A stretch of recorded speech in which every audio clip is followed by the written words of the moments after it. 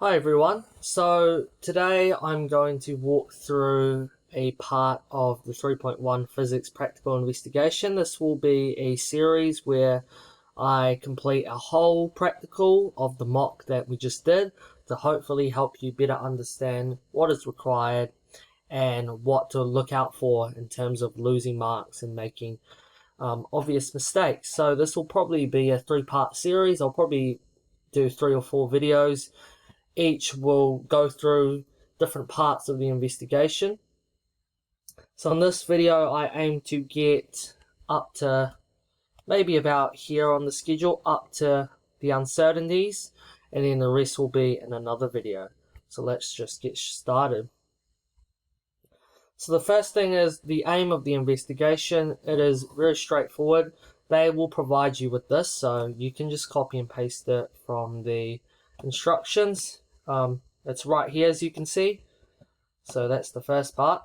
It's not worth any marks, I don't think, but just do it. Second is identifying the independent variable. This is important. It's an achieved mark, and very important, you at least need 5 values at a minimum. Because if you only have 4 data points, it's an instant not achieved. Doesn't matter how good the rest of your report is, you need 5. So best to do 6, but the thing is with this practical is we could actually only do 5. So that was a limitation you could talk about in your discussion, because we had to start from 0.1 kg. That was with no masses. That was just the hook itself was 0.1 kg for our group. And on the assessment instructions, it said you could not exceed 0.3 kg because that would risk damaging the beam.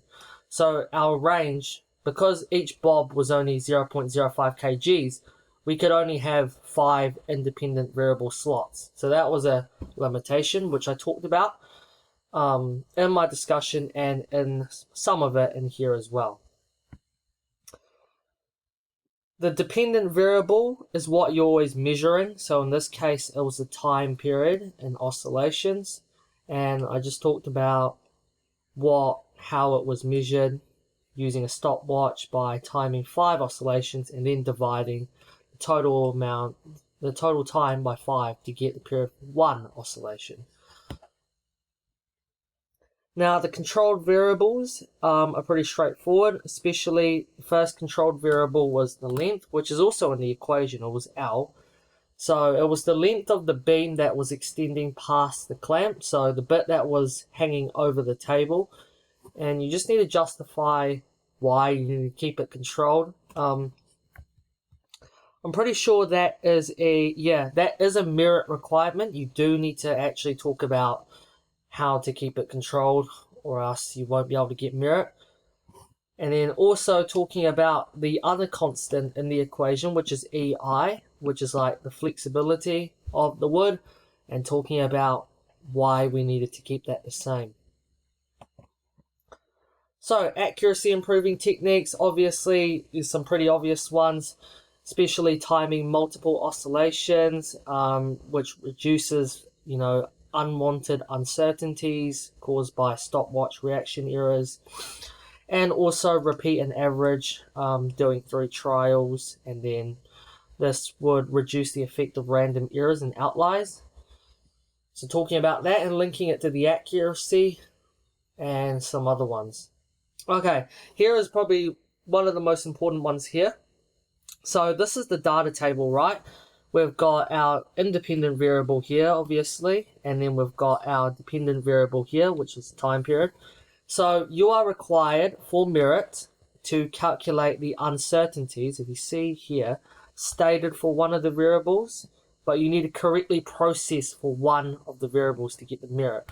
So that means you have to carry out a correct set of calculations for either the mass of the bob or the time period.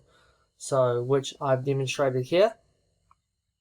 So, the absolute uncertainty of one period, not 5, remember, is the half range rule. Just write that out. I've already got it on the left, but I can redo it again. Alright, so it's just half of the maximum value. So I'm just going to take this top row as an example. That's the answer, by the way. Don't worry about that. That's what I should be getting. So you can see the highest value in our trial was 1.66. So we're going to write that down. Minus the minimum, which was 1.47. 1.47. And we have to divide that by the amount of oscillations. And my group did 5. So we're going to divide it by 5. And that should, in your calculator, give you this. But remember, all uncertainties always need to be one significant figure, okay? No matter what. So you always have to round it up to 1 SF. And then you do the plus or minus thingy, and you do that for the rest of them. But you don't need to show the full working for all the other slots, because that's just a waste of time. You just need to demonstrate you know how to correctly calculate it. And that's your merit. Even if you stuff up the uncertainty for the independent variable, which is square root of mass, you'll still get the merit mark if you can correctly process one of them. Now, there were some questions regarding the absolute uncertainty. There were some people that used the 4% thing, which I think is also correct, and he did pin out some people for doing what I did here, basically. So I need to double check with them how some people did use the 1 gram thing, the lowest measurement, but they got it wrong. I don't know if their working wasn't that clear. Maybe that's why he pinned them down for it, but it could be the 4% thing on a mass. I guess that might just be the standard uncertainty. I'm not that sure, but I could probably check with them, because that might be quite important. So we won't worry about that for now. Okay, now we're going to move on to the error bars and processing the stuff. So hopefully all of you know by now how to get your linear graph, and you've got the appropriate transformations. You should end up something like this, and all your dots should be quite close to the line. Okay, you shouldn't really have any dots like all the way out here, for example. That's what we call an outlier, and we definitely can't use those.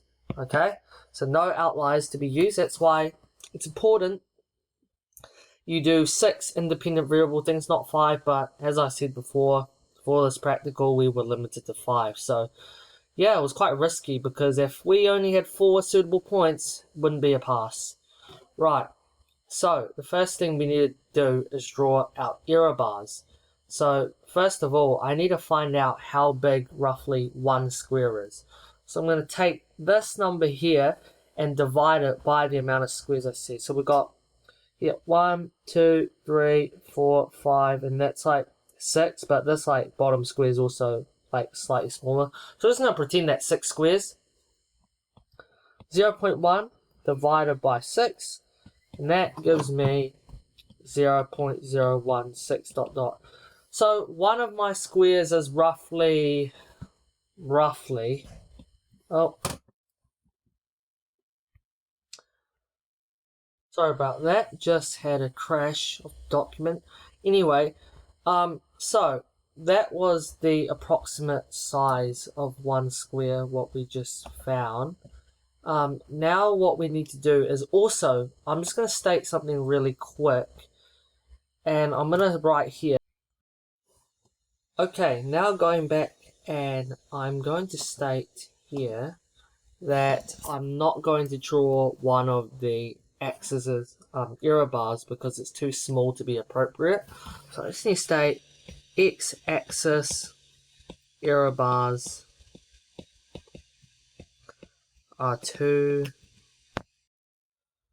Okay, so I've written this little statement here because if you don't indicate that your error bars are too small to draw appropriately, if you've just said nothing, they're going to assume the y-axis error bars and the x-axis error bars from you. So to make your life easier, just that one sentence will save you a lot of time and effort.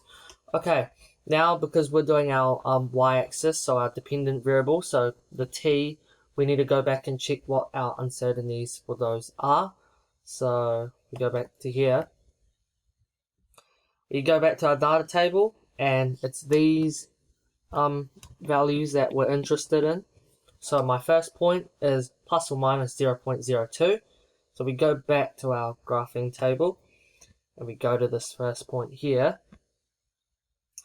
Now, 1 square was roughly 0.016, so almost 0.02.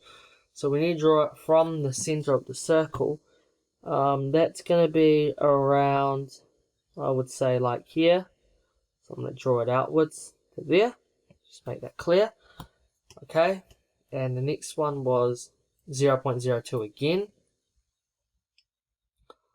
Let's go up here. And from the center of the circle, that's about, like, I don't know. Doesn't have to be perfect, but just make sure it's reasonably accurate and appropriate. Obviously, you don't want an error bar that looks something like this, right? Because that's stupid, and you probably don't want one that's like really tiny that it's literally not even worth drawing, right? That's why I indicated that the x-axis ones are not appropriate to draw. And the next one was 0.03, I think. Yep. So that's going to be about almost 2 squares. And then the other two was 0.02 as well, I think. Yep. So I'll just skip past this and draw.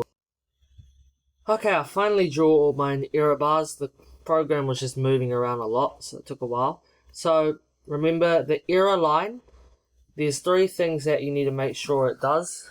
Is it hits any maximum or minimum error bar thing, and it's not parallel to the best fit line or perpendicular, okay? And that it goes through most error bars. Most error bars. Cool. So, and also you've got to make it a dashed line as well. So if I just zoom out a bit and get my ruler, and I want to find 2 good points that's not going to give me a parallel line, and that it doesn't have to go through every single error bar, but it would obviously be nice if it did. Maybe we can go through, it is quite difficult to try and get a good one. Maybe one like, you see that's quite parallel, but if I do one that's not, it's really difficult with small, I can do like this, for example. Let's do this. Just for the video time's sake. But you could probably find one that's better than this, as long as it hits a minimum and goes through a maximum. That's okay. Just pretend that this one is hitting that maximum, okay? Just pretend, because this software is not that good at it. Obviously, you're going to do this on paper, so it's a lot less annoying on the computer. So there's my error line, and then in the next video, I'll show you how to calculate the gradient and the intercepts and stuff like that. So yeah, that was it for this section of the video. Hopefully it was alright, and yeah, cheers.